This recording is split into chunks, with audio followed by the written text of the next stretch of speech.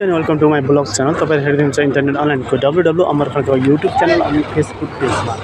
Guys अहिले हामी यो बोर्डरमा छौँ, यो गौरीफन्टा नगरमा छौँ। एकदमै चेक भइरहेको छ। दिदी बिनाजु यो बसमा बसिसकेका छन्। दिदी बिनाजु त बसिसक्यो। अब म आफ्नो बोर्डर क्रस गर्दैछु। द्याट इज भेरी भिड छ, धेरै चेकिङ हुँदैछ। एकदमै पुरा फुल चेकिङ छ। हामी बल्ल तल 3 घण्टाको लाइनमा बसेर यहाँ क्रस भएका छौँ। उता चाहिँ भनेको पुरा इन्डियन पुलिसले एकदमै आर्मीले पुरा चेक गर्दैछन्। एकदमै भेरी चेक छ। तपाईहरु आउँदै हुनुहुन्छ भने प्लिज नेपाली नागरिकता सायद लिएर आउनु होला भन्न चाहन्छु। एकदम चेक भइरहेको छ। अनि यो इन्डिया गाडीबाट तपाईलाई पास गर्छ। पास गरेपछि पलिया पुगाउँछ। पलिया पछि अनि तपाईको यो बेंगलोर जाने बसमा बसाउँछ। अनि कोही नेपाल बेंगलोरबाट कोही आउँदैछन् भने चाहिँ नेपालबाट धेरै संख्यामा आउँदै हुनुहुन्छ। उताबाट आउँदै हुनुहुन्छ।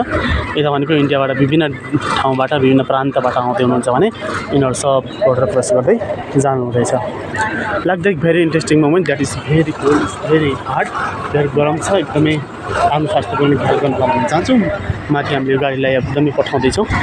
हामी यहाँबाट गौरीफन्टाबाट हामी सिधै पोलियोको लागि पठाउँदैछौँ। एकदमै यहाँ छन्, एकदमै भिड छ भन्न चाहन्छु। पुरै यो जङ्गलमा एकदमै भिड छ। एकदम चेकिङ फुल चेकिङ भइरहेको छ।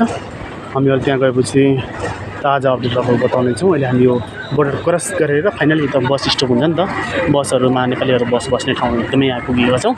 लाइक गर्नु होला, सेयर गर्नु होला। एकदमै तपाईँ बेङ्गलोरको विभिन्न ठाउँमा हुन्छ भिडियो हेर्दै हुन्छ, सेयर गर्नु होला भन्न चाहन्छु।